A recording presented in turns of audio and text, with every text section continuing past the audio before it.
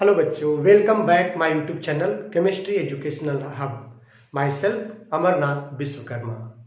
आज आपके लिए थर्मोडायनेमिक्स का 5th लेक्चर लेकर आया हूँ। इससे पहले 4 लेक्चर्स आपको अपने यूट्यूब चैनल पर अपलोड कर चुका हूँ। तो आप अगर प्रीवियस लेक्चर को समझेंगे तभी ये समझेंगे। तो आप पहले लेक्चर, दूसरे, तीसरे, चौथे देख लीजिएगा। आज का 5th लेक्चर है reversible process, irreversible process and internal energy. ये हम टॉपिक आज कवर करेंगे बच्चों। तो चले, हमारे चैनल को सब्सक्राइब कर देंगे, बेल आइकन दबा देंगे और कमेंट्स जरूर करेंगे बच्चों, लाइक जरूर करें। तो well state reversible process. Generally reversible process होता क्या है? अगर रियलिटी में बात करें तो जो रिवर्सिबल प्रोसेस है वह इमेजिनरी प्रोसेस है।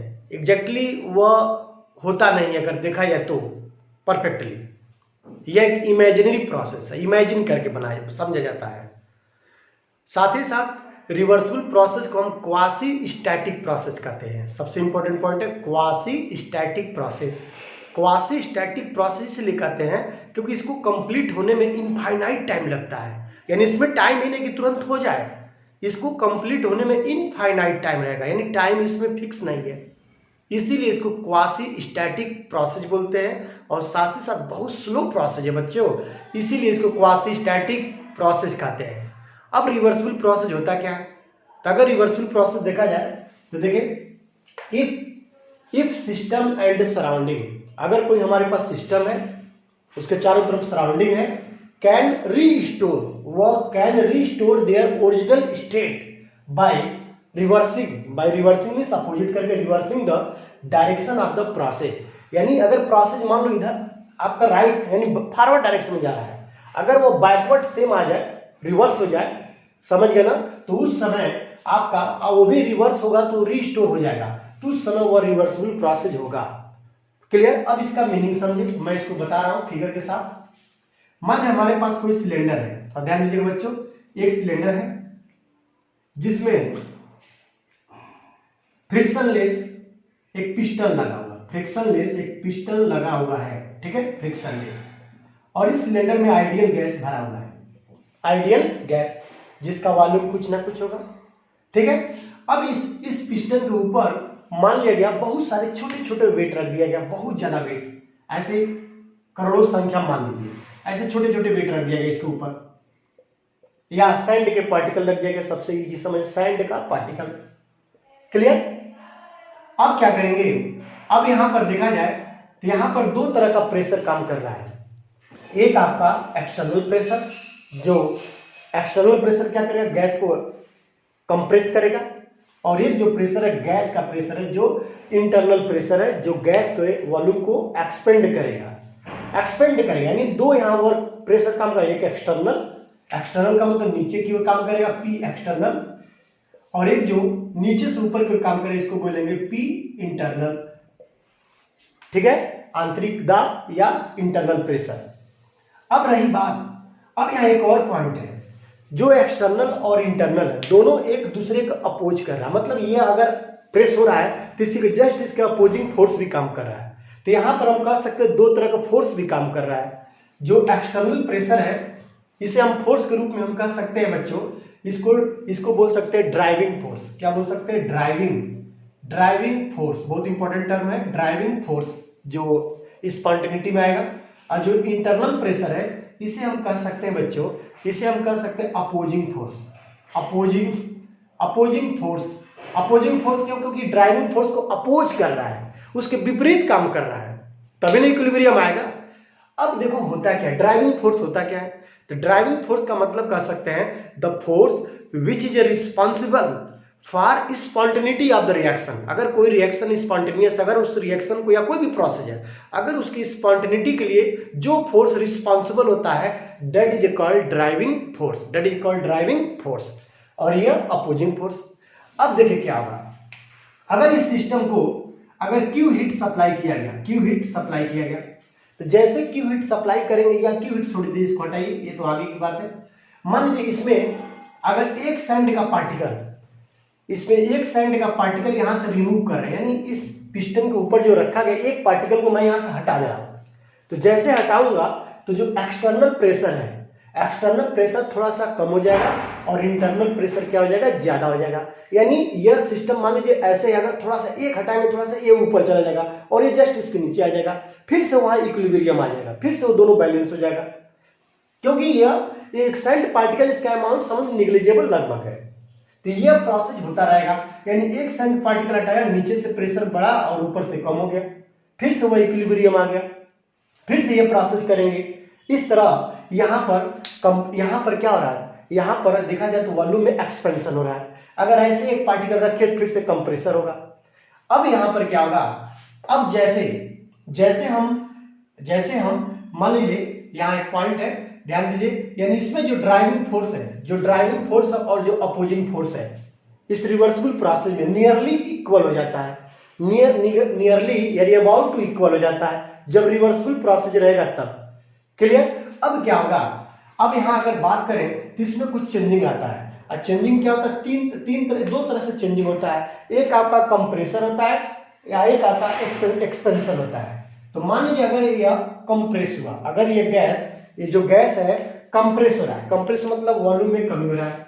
अगर मान लीजिए प्रोसेस जो है कंप्रेस वाला है, कंप्रेशन हो रहा है, तो कंप्रेशन होगा तो उस समय P एक्सटर्नल, कंप्रेशन मतलब आउटर, मतलब P एक्सटर्नल ग्रेटर होगा, P एक्सटर्नल जो होगा P इंटरनल प्लस हो जाएगा dP। अब ध्यान दीजिए, बहुत इंपॉर्टेंट पॉइंट है dP।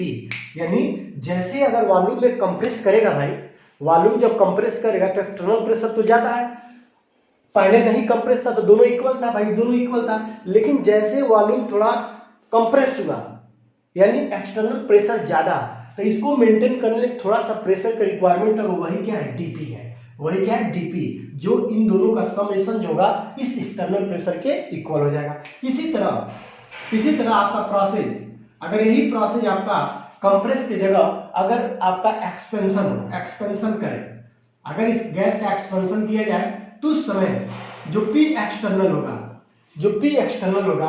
P इंटरनल यानी इंटरनल प्रेशर, अब माइनस क्या हो जाएगा, डीपी हो जाएगा। अब देखें, अब यहां पर क्या भाई, एक्सपेंशन, वॉल्यूम का एक्सपेंशन का मतलब हो गया कि जो यह वाला जो प्रेशर है क्या होगा, इंटरनल वाले से कम हो जाएगा। कितना कम हो जाएगा, इतना कम हो जाएगा, माइनस डीपी कम हो जाएगा। थोड़ा पॉइंट समझिएगा, बहुत सिंपल है, क्योंकि ये प्रोसेस देखो दोनों और इक्वल है, एबीडीपी दोनों सेम है। सो अगर ये एग्जैक्टली रिवर्सिबल प्रोसेस, तो ओवरऑल हम कह सकते हैं, ओवरऑल फॉर रिवर्सिबल प्रोसेस का बात करते हैं अगर हम, तो इस समय जो आपका एक्सटर्नल प्रेशर होगा, जो आउटर प्रेशर होगा, वो होगा आपका internal pressure plus minus DP. बहुत इंपॉर्टेंट पॉइंट है, प्लस माइनस डीपी। यानी अगर कंप्रेस होगा और अगर एक्सपेंड होगा, अगर कंप्रेस होगा अगर वह एक्सपेंड होगा तो आपका दोनों का इक्वल होगा, और यह होगा P external equal P internal plus minus DP. जैसे इन दोनों को ऐड कर दिया गया, समझ गए, तो यह प्रोसेस आपका कहलाएगा रिवर्सिबल प्रोसेस। समझ गए। इसको हम और तरह से डिफाइन कर सकते हैं कि the process which carried out infinitely slowly, यानी ऐसा प्रोसेस जो बहुत स्लोली कैरिड आउट हो, बहुत स्लो हो, समझ गए, उसी प्रोसेस को हम बोलते हैं रिवर्सिबल प्रोसेस। क्या बोला जाएगा बच्चों, रिवर्सिबल प्रोसेस। क्लियर। लेकिन वैसे कोई अभी है नहीं, मतलब परफेक्टली नहीं, ये बता चुका हूं मैं आपको। रिवर्सली ये इमेजिन किया गया है, तो आप इसे नोट कर ले तो बेटर रहेगा आपके लिए। ये डिफिनीशन भी है और ये आपका जो भी चेंज हुआ मैं इसको बता चुका, इसको नोट करें पहले बच्चों।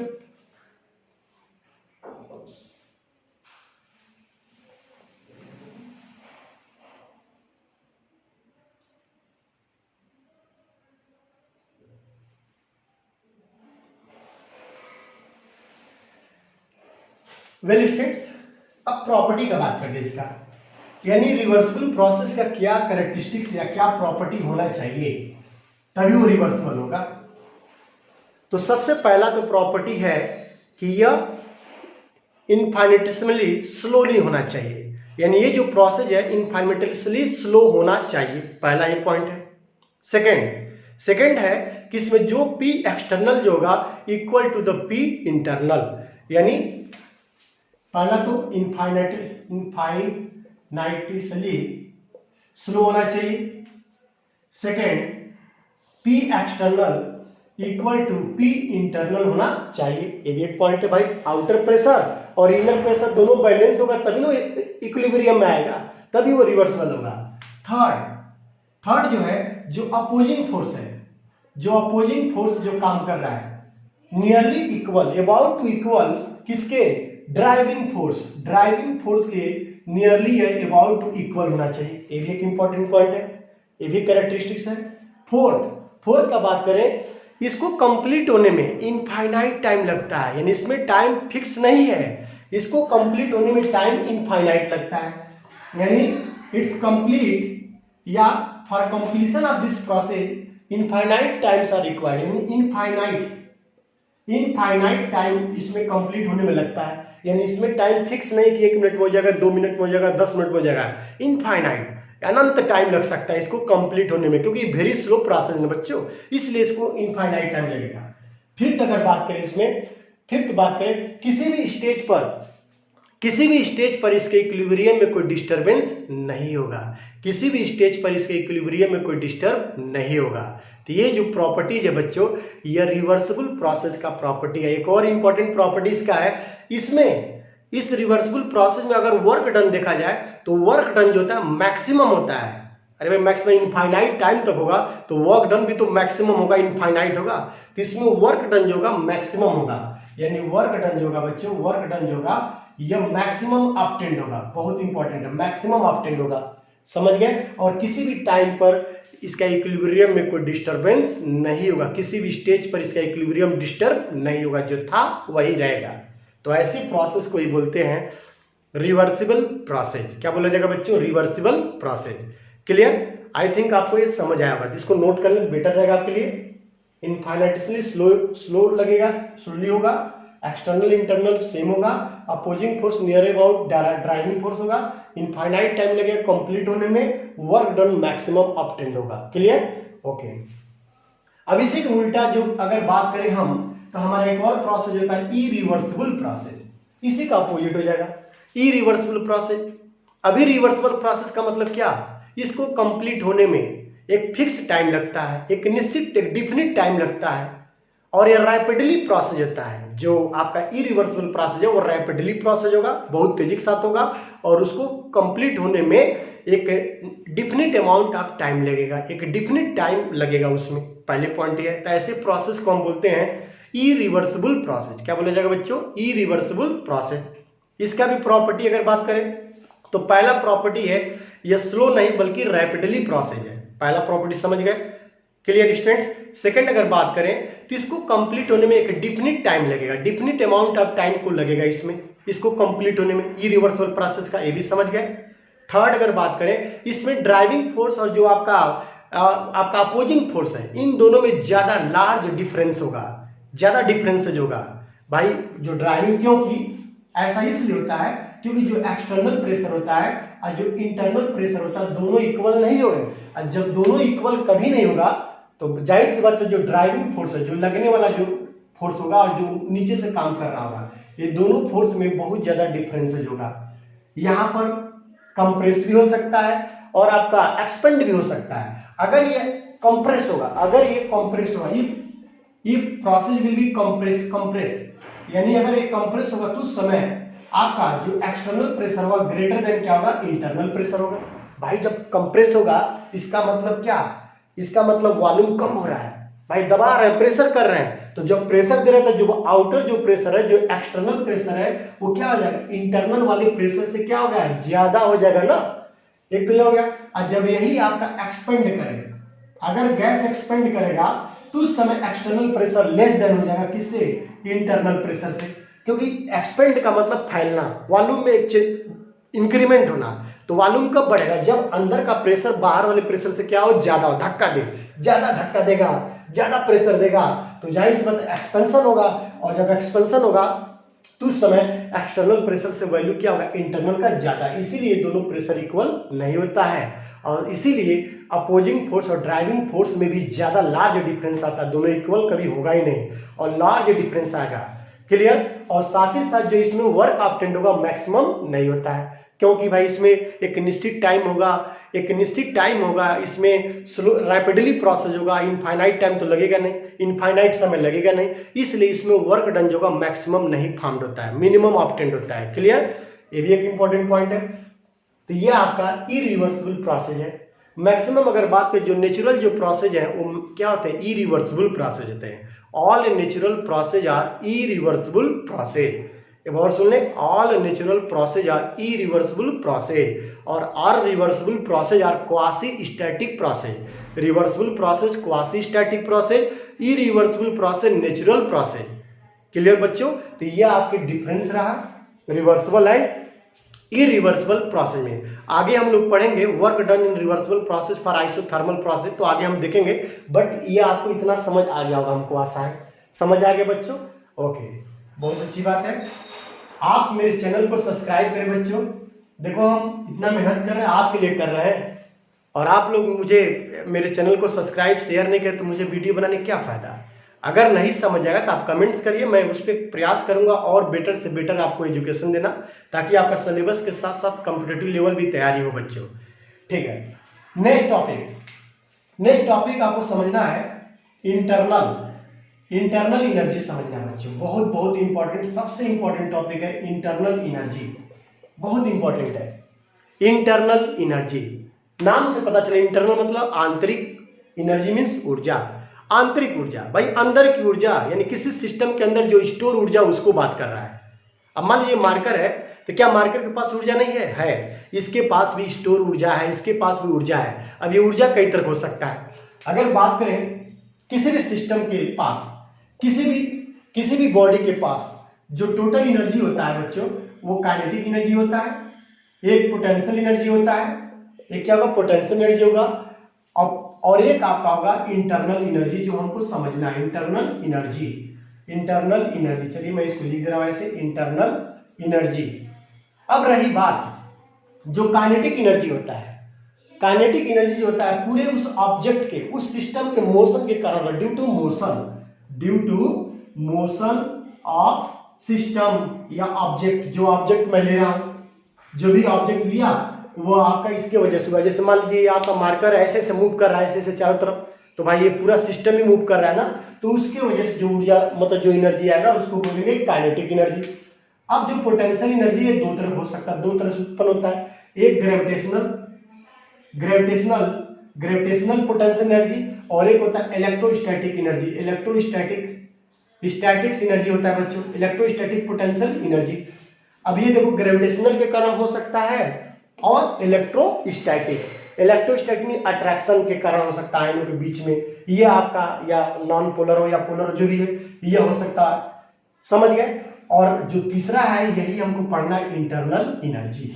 यह पूरे ऑब्जेक्ट का बात कर रहा है, पूरे उस सिस्टम का बात कर रहा है। अगर मान ले हम एक मार्कर ले लिया, तो मार्कर में कई करोड़ों अरबों संख्या में एटम्स मॉलिक्यूल्स होगा, तो पूरे मार्कर का ये बात किया काइनेटिक एनर्जी, ये पूरे इस मार्कर का पोटेंशियल एनर्जी बात किया, ठीक है। लेकिन इंटरनल एनर्जी का जब बात करेंगे तो ये किससे, इसके एटम, इसके अंदर एटम है, इलेक्ट्रॉन है, प्रोटॉन है, मॉलिक्यूल्स है, उसके बारे में, तो ये मॉलिक्यूलर लेवल, ये जो एनर्जी होगा ये मॉलिक्यूलर लेवल एनर्जी है। मॉलिक्यूलर लेवल में हम काउंट करेंगे बच्चों, एटॉमिक लेवल में काउंट करेंगे बच्चों, एटॉमिक लेवल में काउंट करेंगे, इसमें काउंट करेंगे, समझ गए ना। तो यह मॉलिक्यूल यानी जिससे ये बना है उस मॉलिक्यूल के वजह से एनर्जी आएगा, उस एटम की वजह से आएगा, क्योंकि हमें पता है भाई सभी जितने आपको मटेरियल दिखाई देते हैं सभी एटम से बना है, मॉलिक्यूल से बना है, तो उसमें जो एनर्जी, इसकी वजह से जो एनर्जी आएगा उसको इंटरनल एनर्जी कहते हैं।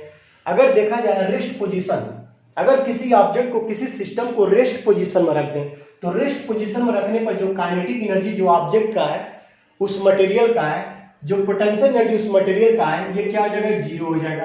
क्या हो जाएगा बच्चों, जीरो।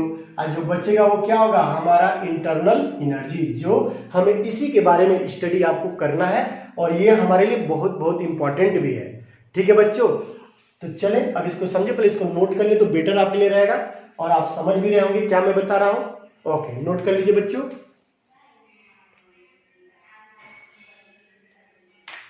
तो वेल स्टूडेंट्स, अब देखा जाए इंटरनल एनर्जी के बारे में हम बात करेंगे, तो इसको कई तरह से डिफाइन किया जा सकता है, लेकिन इसके अलावा भी और भी समझे। अगर हमारा रेस्ट पोजीशन में बात करें, रेस्ट पोजीशन में अगर कोई ऑब्जेक्ट है, कोई सिस्टम है, तो रेस्ट पोजीशन में kinetic energy and potential energy will be zero, ये जीरो हो जाएगा। सो आपका टोटल जो एनर्जी बचेगा वो क्या होगा, इंटरनल एनर्जी के सम के इंटरनल एनर्जी के बराबर होगा बच्चों, इंटरनल एनर्जी के बराबर होगा। और ये इंटरनल एनर्जी किसके वजह से होगा, इसमें उपस्थित उस सिस्टम में उपस्थित मॉलिक्यूल की वजह से होगा, उस सिस्टम में उपस्थित एटम की वजह से होगा, समझ गए। अब वो जो मॉलिक्यूल्स होगा उसके अंदर वो भी आपका मोशन कर सकता है, वाइब्रेट कर सकता है, ट्रांसलेट कर सकता है। अरे भाई सिस्टम में कोई भी सिस्टम है, मान लिया आइडियल गैस ही है, आइडियल गैस में मॉलिक्यूल्स है, तो क्या अगर एक एटम एक मॉलिक्यूल का बात करें क्या ये मोशन नहीं करेगा, करेगा भाई।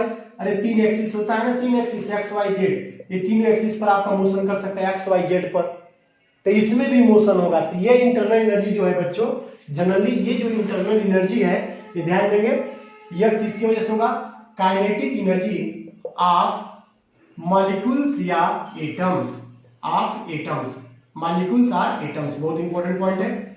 सेकेंड पोटेंशियल एनर्जी, इसमें भी पोटेंशियल एनर्जी होगा, ये मत समझना इसके अंदर जो मॉलिक्यूल्स में उसमें भी है पोटेंशियल एनर्जी ऑफ मॉलिक्यूल्स या एटम्स, समझ गए ना। और तीसरा जो है वाइब्रेशनल, वाइब्रेशनल एनर्जी, क्या कहते हैं, वाइब्रेशन एनर्जी या vibrational, vibrational energy of atom या मॉलिक्यूल्स, एटम्स आर मॉलिक्यूल्स। इस तरह इंटरनल एनर्जी जो है इस तरह आपका एराइज होता है, काइनेटिक एनर्जी ऑफ मॉलिक्यूल्स या atom, potential energy of molecules या atom, vibrational energy of molecule. ऐसा इसलिए लिखा, मान लीजिए यह हमारे सिस्टम है, ये बहुत सारे एटम या मॉलिक्यूल से मिलकर बना होगा, तो ये एटम मॉलिक्यूल अपने ट्रांसलेट करते होंगे एक्स वाई जेड एक्सिस के रिस्पेक्ट में, X axis Y axis Z axis पर तीनों रास्ते वो ट्रांसलेट करते हैं, तो वो काइनेटिक एनर्जी को रिप्रेजेंट कर रहा है। क्लियर। वाइब्रेशन का बात करें तो इसके मॉलिक्यूल अपने ही जगह पर जिग ऐसे ऐसे ऐसे वाइब्रेट करता होगा, ऐसे ऐसे वाइब्रेट करता होगा मॉलिक्यूल, तो वाइब्रेशन एनर्जी है। और पोटेंशियल एनर्जी जब रेस्ट पोजीशन में रहेगा तो पोटेंशियल एनर्जी बहुत रेयरली, इसको तो निग्लेजेबल मान लेंगे क्योंकि आइडियल गैस के लिए आपको जनरली पढ़ना है, तो पोटेंशियल एनर्जी होगा। इस तरह टोटल एनर्जी जो होगा इंटरनल एनर्जी के इक्वल होगा, कब, जब रेस्ट पोजीशन में रहेगा। तो इसे नोट करिए पहले, हम आगे बता रहे हैं आपको।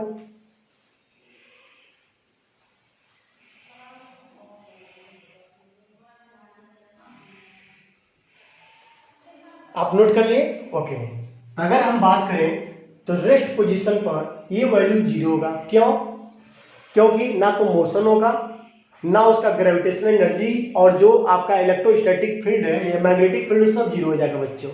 अब रही बात केवल आपका इंटरनल एनर्जी बचा है, और यही इंटरनल एनर्जी इतने सारे पॉइंट की वजह से हो सकता है। तो अब इसमें समझे, अब इसको भी ध्यान दें। अब कैसे होगा, जनरली अगर आइडियल गैस का बात करें, आइडियल गैस, तो आइडियल गैस क्या होता है, क्योंकि हमें इसमें रोल है बच्चों, इसी के बारे में हम जनरली हम पढ़ेंगे। तो आइडियल गैस होता क्या है, आइडियल गैस ऐसे गैस होते हैं जिनके मॉलिक्यूल के बीच में force of attraction will be zero या निग्लिजेबल। यानी आइडियल गैस वह होगा जिसके गैस मॉलिक्यूल के मध्य जो लगने वाला जो अट्रैक्शन फोर्स होगा वो नियरली क्या होगा, जीरो होगा। और जब अट्रैक्शन फोर्स जीरो होगा बच्चों, अगर उसका अट्रैक्शन फोर्स जीरो कर देंगे तो क्या क्या नहीं हो सकता है। देखें, अगर अट्रैक्शन फोर्स हम जीरो कर देंगे तो उस समय उसका जो पोटेंशियल एनर्जी होगा वो भी क्या हो जाएगा, जीरो हो जाएगा। पोटेंशियल एनर्जी क्या होगा, जीरो हो जाएगा। पोटेंशियल एनर्जी क्या होगा, जीरो होगा। और हम काइनेटिक एनर्जी का बात करेंगे और वाइब्रेशन का बात करेंगे। लेकिन जो वाइब्रेशनल एनर्जी है, जो आपका इंटरनल एनर्जी है फॉर आइडियल गैस के बीच में जो लगने वाला फोर्स ऑफ अट्रैक्शन है, फोर्स ऑफ अट्रैक्शन जो है बच्चों वह जीरो होता है, निग्लिजिबल होता है। इसीलिए पोटेंशियल एनर्जी ऑफ मॉलिक्यूल्स या जो भी है उसका क्या होगा, जीरो होगा। देन इंटरनल एनर्जी जो होगा वो काइनेटिक एनर्जी और वाइब्रेशनल एनर्जी के सेम होगा, इक्वल होगा। काइनेटिक एनर्जी और वाइब्रेशनल एनर्जी, काइनेटिक एनर्जी किसका, उस मॉलिक्यूल का जिससे वो बना है, एटम का जिससे वो बना है। वाइब्रेशनल एनर्जी उसी मॉलिक्यूल एटम का बाद जो ऐसे जिग जैग मोशन करेगा अपने ही एक्सिस के परितः, अपने ही अक्ष के परता, अपने ही अक्ष से परता ऐसे से मूव करेगा। लेकिन जो वाइब्रेशनल एनर्जी होता है एट हाई टेम्परेचर पर होता है। बहुत इंपॉर्टेंट पॉइंट है, एट हाई टेम्परेचर पर वाइब्रेशनल एनर्जी होगा गैसियस में। इसीलिए हम केवल नॉर्मल जो टेम्परेचर होता है उस पर काइनेटिक एनर्जी ऑफ मॉलिक्यूल्स या एटम का हम स्टडी करके इंटरनल एनर्जी बताते हैं। समझ गए बच्चों, ये बहुत बहुत इंपॉर्टेंट पॉइंट है। तो आप जान लीजिए आइडियल गैस के बीच में जो उनके मध्य जो मॉलिक्यूल्स है उनके मध्य लगने वाला जो फोर्स ऑफ अट्रैक्शन होता है वो नियरली जीरो होता है। यही आइडियल गैस या काइनेटिक थ्योरी ऑफ गैस भी बोलता है। आइडियल गैस का प्रॉपर्टी होता है, और जब ये जीरो हो जाएगा तो उसका पी जो होगा, जो पोटेंशियल एनर्जी था वो इसको जीरो, इसको नेग्लिजिबल मानने में हटा देंगे। अब आपका बचेगा काइनेटिक एनर्जी और वाइब्रेशनल एनर्जी। लेकिन जो वाइब्रेशनल एनर्जी है ये भी हाई टेम्परेचर पर ही दिखाई देगा। अब हाई नॉर्मली टेम्परेचर पे शो नहीं होगा, इसीलिए हम इसके काइनेटिक एनर्जी का बात करेंगे। और यह काइनेटिक एनर्जी कई तरह से हो सकता है, जैसे ट्रांसलेट कर सकता है 3 एक्सिस पर, एक्स वाई जेड पर। मान लो एटम है, एक्स पर जा सकता है, वाई पर जा सकता है, जेड पर जा सकता है, तो यह ट्रांसलेशनल एनर्जी हो सकता है। यह रोटेट कर सकता है, किसी के पक्ष ऐसे रोटेट भी कर सकता है, तो रोटेशनल एनर्जी हो जाएगा। समझ गए? इन एनर्जी को हम क्या कहेंगे? Internal energy. इसके अलावा और भी बहुत सारी एनर्जी हैं जो इंटरनल एनर्जी को हम कह सकते हैं, मतलब बता सकते हैं। इसीलिए इससे टोटल एक टोटल कंक्लूजन ये निकला, the total energy store in a system, the total energy या the summation of total energy store in a system, that is called internal energy, that is called internal energy। तो किसी भी system के पास जितना energy हो सबको सम कर दे, जोड़ दें, वही क्या कहलाएगा? इंटरनल एनर्जी कहलाएगा। बट ये भी आपको आना चाहिए क्या होता है इसका मीनिंग। तो यहाँ आपको हम आशा करता हूँ ये समझ आया होगा कैसे वाइब्रेशनल, चूंकि हम आगे डिग्री ऑफ फ्रीडम जब डिग्री ऑफ फ्रीडम बताएंगे तो उसमें आपका वाइब्रेशनल काइनेटिक एनर्जी सब आप उसमें समझेंगे, बट ये आपको आना चाहिए। तो आशा करता हूँ आपको समझ आया बच्चों। गुड, अब इसे नोट करें।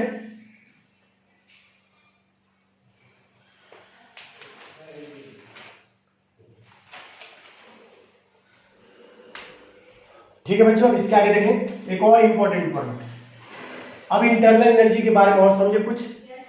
सबसे पहले internal energy represented by you या ई से रिप्रेजेंट करते हैं, पहला पॉइंट। सेकेंड पॉइंट अगर बात करें तो इंटरनल एनर्जी का वैल्यू, एब्सोल्यूट वैल्यू कैलकुलेट करना इम्पॉसिबल है। It is impossible to calculate the absolute value of internal energy. यानी किसी भी सिस्टम का, कोई भी सिस्टम हो, उसका इंटरनल एनर्जी का एब्सोल्यूट वैल्यू कैलकुलेट करना पॉसिबल नहीं है। बहुत इंपॉर्टेंट पॉइंट है। और जब नहीं है तो कैसे करेंगे, ये भी समझने वाली बात है ना। तो जब नहीं कैलकुलेट कर सकते हैं तो हम किसी भी सिस्टम का क्या निकालते हैं? Change in internal energy. क्या निकालेंगे? Change in internal energy. अब ये कैसे है भाई? तो चेंज इन इंटरनल एनर्जी जब होगा तो डेल्टा यू निकालते हैं, और delta is the state function. क्या है बच्चों? State function. Why? Because it depend only initial and final state of the system and does not depend on the path. ये पाथ पर डिपेंड नहीं करेगा, केवल इनिशियल और फाइनल पर डिपेंड करेगा। That's why it is called state function. क्या कहलाएगा? State function. अगर एक और बात करें तो internal energy is also extensive property. It is extensive property student, extensive property होता है। क्यों? क्योंकि यह अमाउंट पर डिपेंड करता है, उसके अमाउंट पर, सिस्टम के अमाउंट पर डिपेंड करेगा। अमाउंट अगर चेंज होगा तो उसका इंटरनल एनर्जी भी क्या होगा? चेंज हो जाएगा। खास बात एक और तीसरा, इंटरनल एनर्जी जो होगा, internal energy can be calculated by two ways बच्चों, टू वेज। पहला बाय वर्क डन द्वारा, बहुत इंपॉर्टेंट पॉइंट है, वर्क डन द्वारा।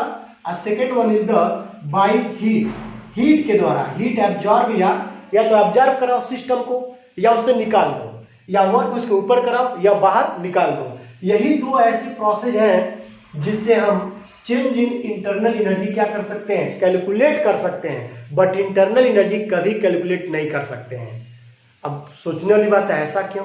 मान लीजिए हमारे पास ये मार्कर है, हमें क्या पता इस मार्कर का इंटरनल एनर्जी कितना है।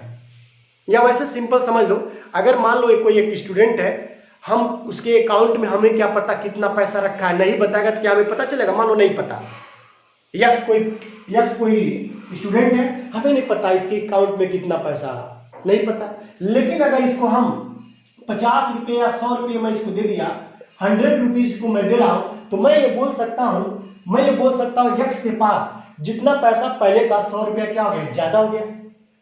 तो यहाँ पर क्या हो रहा है? चेंज इन मनी, यानी इंटरनल एनर्जी चेंज हो गया। पहले जो था, मान लो पहले था E1, अब ये 100 रुपये ऐड किया गया, तो हम क्या निकाल सकते? डेल्टा E यानी U2 माइनस U1 यानी डेल्टा U क्या कर सकते हैं? निकाल सकते हैं। समझ गए मैं क्या बोल रहा हूँ? तो कोई भी अगर पर्सन है, हमें नहीं पता उसके अकाउंट में कितना पैसा है, ना वो बता रहा है, तो मैं कैसे जानूंगा? तो मैं उसको 100 रुपया अगर दूंगा तो हम ये कह सकते हैं भाई 100 रुपया क्या है, उसके जितना अकाउंट में मनी था उससे 100 रुपया उससे ज्यादा है, या 100 रुपया निकाल दो तो 100 रुपया कम होगा। तो उसी तरह हम change in internal energy calculate कर सकते हैं, but absolute value internal energy का कैलकुलेट नहीं कर सकते हैं। ये बड़ी इंपॉर्टेंट पॉइंट है। तो कैसे निकालेंगे? तो चलिए देखें, इसे आप नोट कर लीजिए। तो internal energy can be calculated bye work done और हीट एब्जॉर्ब या हीट इवॉल्व। या तो हीट एब्जॉर्ब करेगा सिस्टम या हीट एब्जॉर्ब करेगा, इवॉल्व करेगा। तो इसे नोट करिए। ओके, अब इसके बाद देखिए बच्चों,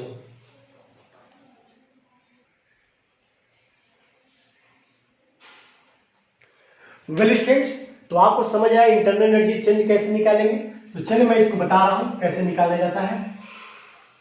मान लीजिए हमारे पास कोई सिस्टम है, कोई भी सिस्टम हो, यह एक सिस्टम है जिसमें गैस के मॉलिक्यूल भरे हुए हैं, ठीक है।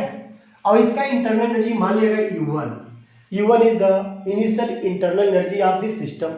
अब इसमें अब मैं आपको बताया दो वेज है जिसके वजह से change in internal energy calculate करेंगे। एक तो हीट के द्वारा या ऑब्जर्व कराएं, या एक वर्क डन द्वारा वर्क कराएं या वर्क बाहर कराएं। एक और इंपॉर्टेंट पॉइंट, साइन कन्वेंशन समझ लें, क्योंकि इसमें बार बार यूज करेंगे, तो इसको भी समझ लें। अगर मान लें हमारे पास कोई सिस्टम है, ये आपको आना चाहिए, सिस्टम टू अगर सराउंडिंग वर्क हो रहा है, system to surrounding work done हो रहा है, वर्क डन, तो उस समय जो वर्क डन होगा वो कैसा होगा? निगेटिव होगा। कैसा होगा बच्चों? निगेटिव। तो एक और बात समझे, अगर सिस्टम से वर्क बाहर हो रहा है, जैसे मान लीजिए हम सिस्टम है, हमारे ऊपर ऐसे कुछ रखा गया है, जैसे यही मान लें, ये हमारे पास ये बुक रखा गया, ठीक है, ये सराउंडिंग मान लो। अब मैं इसको ऊपर उठा रहा हूँ, तो भाई वर्क कहाँ कर रहा? सराउंडिंग पर। और जब वर्क सराउंडिंग पर करूंगा, सिस्टम से सराउंडिंग, तो हमारा किया गया वर्क क्या होगा? निगेटिव साइन होगा। बहुत इंपॉर्टेंट पॉइंट। सेकेंड, ऐसा इसलिए होता है क्योंकि मैं वर्क सराउंडिंग पर कर रहा हूँ ना, तो हमारा वैल्यू क्या होगा? घट रहा है, इसलिए निगेटिव। अगर यही आपका उल्टा हो जाए, अगर सराउंडिंग टू सिस्टम अगर वर्क मैं कर रहा हूं, work done surrounding to system कर रहा हूं बच्चों, तो उस समय वर्क डन क्या होगा? पॉजिटिव होगा। क्या होगा? पॉजिटिव। ठीक है, जैसे सिलेंडर में कोई है, यहां पर गैस भरा हुआ है, यहाँ पिस्टन लगा हुआ है, अब इसमें प्रेशर ज्यादा अप्लाई कर रहा हूं। पहले वॉल्यूम V1 था, अब V2 हो गया प्रेशर लगाने के बाद, लेकिन V2 is less than V1, यानी V2 कम हो गया, यानी प्रेशर अप्लाई किया गया, यानी सराउंडिंग से कर रहा हूं ना, किस पे? सिस्टम पर, तो उस समय वर्क डन क्या होगा? पॉजिटिव होगा। इसी तरह हीट के बारे में होता है। हीट के बारे में, अगर heat absorb by system to surrounding बच्चों, पॉइंट याद रखेंगे, सिस्टम टू सराउंडिंग, यानी हीट जो है सराउंडिंग से सिस्टम क्या कर रहा है? एब्जॉर्ब कर रहा है, तो उस समय आपका प्लस क्यू हो जाएगा। क्या हो जाएगा? Plus Q. यही अगर आपका हीट जो होगा, हीट निकालना, रिमूव कर, heat evolve by system to surrounding, या उसको दे रहा heat given by system to surrounding, तो उस समय आपका आ जाएगा माइनस क्यू। क्या आ जाएगा? Minus Q. तो ये साइन कन्वेंशन है जो आपको आना चाहिए, और हम यहाँ डेल्टा यू में यानी चेंज इन इंटरनल एनर्जी में यूज करेंगे। Clear student? तो बहुत समझ लें, अगर सिस्टम सराउंडिंग पर वर्क किया तो वर्क डन निगेटिव, अगर सराउंडिंग सिस्टम पर किया तो वर्क डन पॉजिटिव, अगर हीट सिस्टम सराउंडिंग से ले रहा है तो पॉजिटिव, और वही अगर हीट सिस्टम सराउंडिंग को दे रहा है तो वो उस समय क्या होगा, निगेटिव हो जाएगा। इसे आप नोट कर ले कॉपी पे या स्क्रीनशॉट ले लो बच्चों, जल्दी लें।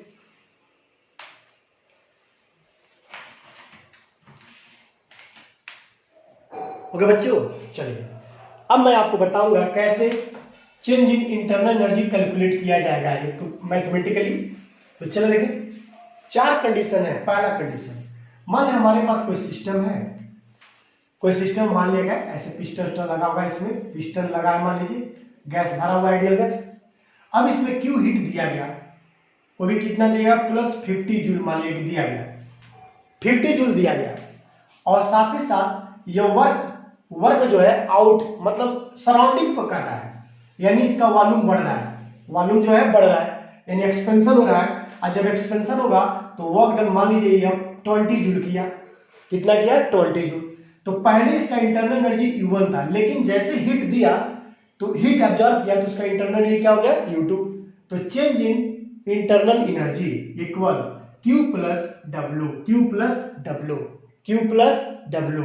Q कितना है, क्योंकि एब्जॉर्ब कर रहा है इसलिए प्लस 50 हो जाएगा, कोई बात नहीं। प्लस वर्क डन बाहर कर रहा है, यानी सिस्टम सराउंडिंग पर कर रहा है, तो वर्क डन क्या आ जाएगा, निगेटिव -25। तो मैं यहाँ माइनस प्लस लिखूंगा, यहाँ लिखा है ना लिखा हो, आप वर्क डन के बाहर या अंदर का उसके आधार पर साइन चेंज करेंगे, लेकिन यहाँ पॉजिटिव लिखा है उससे कोई मतलब नहीं है, आप यहाँ पर फोकस करेंगे, समझ गए ना इसको देखकर। सो आपका डेल्टा यू जो आएगा 50 में से 20 है, ये हो गया 30 जूल हो जाएगा। यानी अब फार्मूला बनेगा delta U equal Q minus क्या हो जाएगा, W. Delta U equal Q minus W. इसका मतलब अगर हमारा कोई सिस्टम हीट को एब्जॉर्ब कर रहा है और एब्जॉर्ब करने के बाद, अवशोषित करने के बाद वो सराउंडिंग पर काम कर रहा है, कार्य कर रहा है, वर्क कर रहा है, तो उस समय जो आपका फार्मूला बनेगा चेंज इन इंटरनल एनर्जी आएगा delta U equal Q minus W. यानी इस फार्मूले से हम उस सिस्टम का कितना ज्यादा इंटरनल एनर्जी चेंज हुआ वो हम कैलकुलेट कर सकते हैं। समझ गए बच्चों पहला पॉइंट, इसको नोट कर लीजिए और कमेंट्स और सब्सक्राइब बच्चों करें और अपने दोस्तों में जरूर बताइए सब। Okay, second point. अब सेकंड कंडीशन देखिए, तो पहला कंडीशन था, एक और कंडीशन देखिए, 4 कंडीशन है। सेकंड कंडीशन मान लीजिए यह हमारे पास क्यू हीट दिया मान लीजिए 20 जूल दिया, 20 जूल, और साथ ही साथ वर्क भी किया, वर्क भी इस पे किया, मतलब सिस्टम में सराउंडिंग से सिस्टम वर्क किया 10 जूल का। तो इसका चेंज इन इंटरनल एनर्जी जो होगा Q प्लस W से, तो चूंकि हीट एब्जॉर्ब हो रहा है इसलिए +20, कोई दिक्कत नहीं, और वर्क इसी के अंदर आ रहा है, यानी सराउंडिंग से सिस्टम पर भी पॉजिटिव हो जाएगा, यानी 10, तो ये हो जाएगा 30 जूल। अर्थात जो इसका फार्मूला बनेगा delta U equal Q plus W होगा, यानी इसके लिए यही होगा। अर्थात जब सिस्टम हीट को एब्जॉर्ब किया सराउंडिंग से और साथ ही साथ सराउंडिंग सिस्टम पर वर्क भी कर रहा है, तो उस केसेज में जो चेंज इन इंटरनल एनर्जी होगा Q plus W, delta U equal Q plus W. 2 method हो गया, नोट कर लीजिए।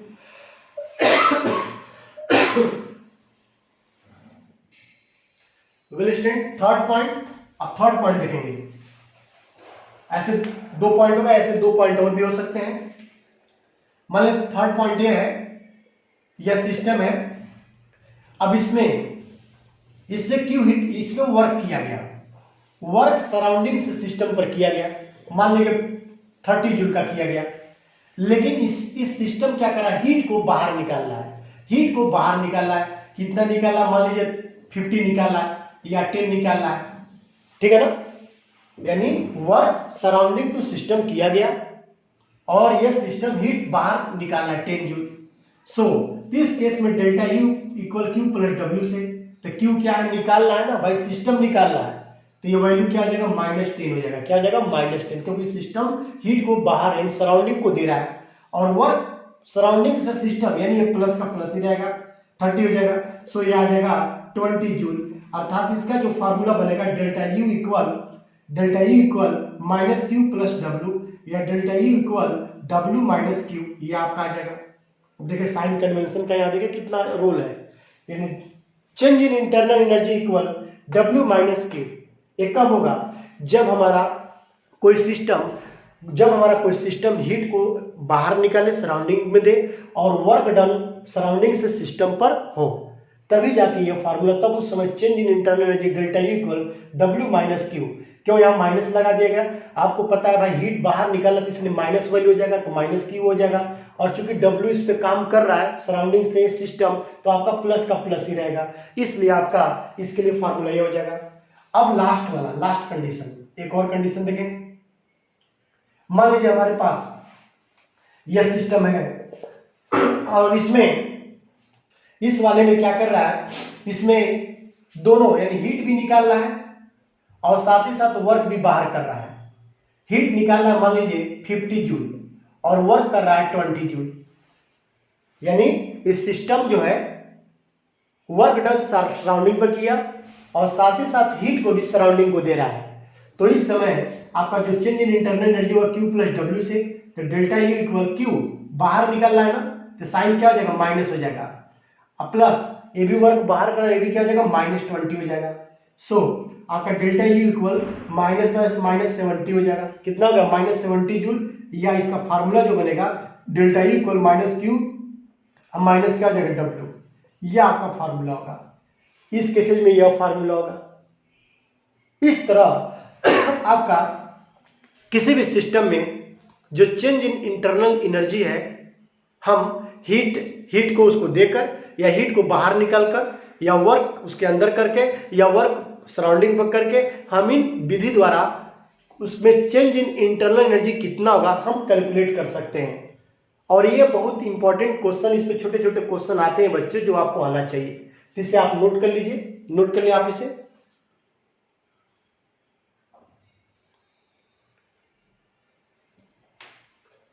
वेल स्टूडेंट्स, और भी इसमें कुछ पॉइंट देखें, बहुत कुछ है समझने के लिए आपको, और ये मैं बोला बहुत ही इंपॉर्टेंट पॉइंट है इंटरनल एनर्जी। तो देखिए नेक्स्ट पॉइंट इसमें देखें, अगर हम बात करें इंटरनल एनर्जी के बारे में और भी कुछ, तो अगर आइडियल गैस है, अगर एक और इंपॉर्टेंट फॉर आइडियल गैस, हमें पता है आइडियल गैस में गैसों के मॉलिक्यूल के बीच में जो फोर्स ऑफ अट्रैक्शन जो होता है वो क्या होता है, जीरो होता है नियरली, यानी इसमें काम नहीं करता है, फोर्स ऑफ अट्रैक्शन काम नहीं करेगा।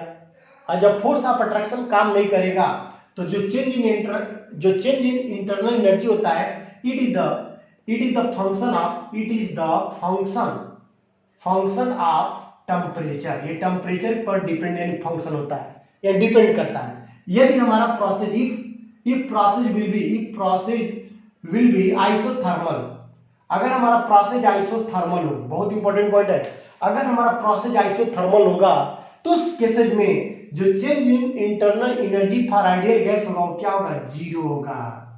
ये बहुत इंपॉर्टेंट पॉइंट है बच्चों।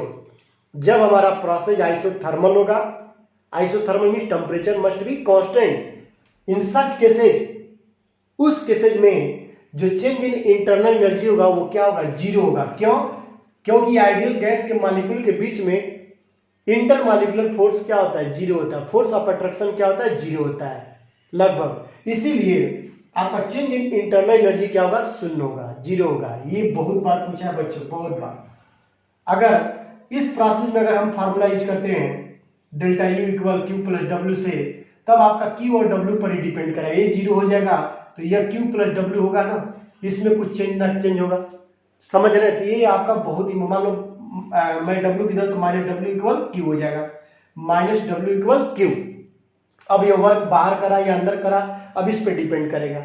लेकिन अगर प्रोसेस आइसोथर्मल होगा तो हमें पता है जो डेल्टा यू होता है ये टेम्परेचर के फंक्शन है, तो अगर आइडियल गैस है तो उसके लिए आपका डेल्टा यू क्या होगा, जीरो हो जाएगा।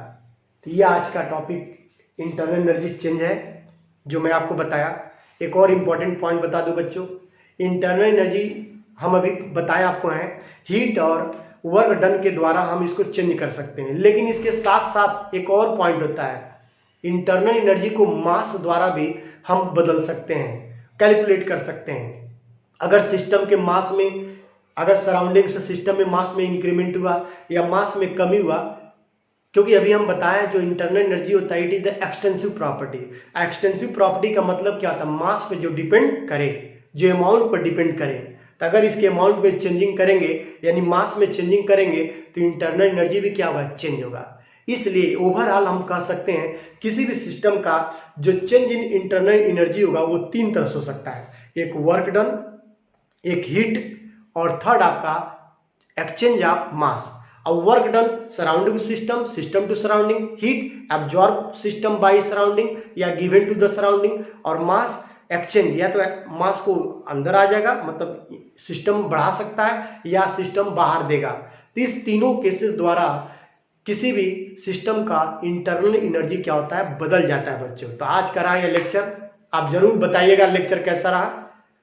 अगले लेक्चर में और भी मतलब इससे अच्छे टॉपिक लेकर आऊंगा, लेकिन आप मेरे वीडियो को शेयर करें, सब्सक्राइब करें और भी बच्चों को अपने क्लासमेट को बताएं, और जहां तक हो सके मैं आपको अच्छे टॉपिक या जो भी नोट्स प्रोवाइड या ऐसे जो भी है मैं अच्छा कोशिश करूंगा कि आपका कॉम्पिटिटिव लेवल भी इसमें कवर हो जाए।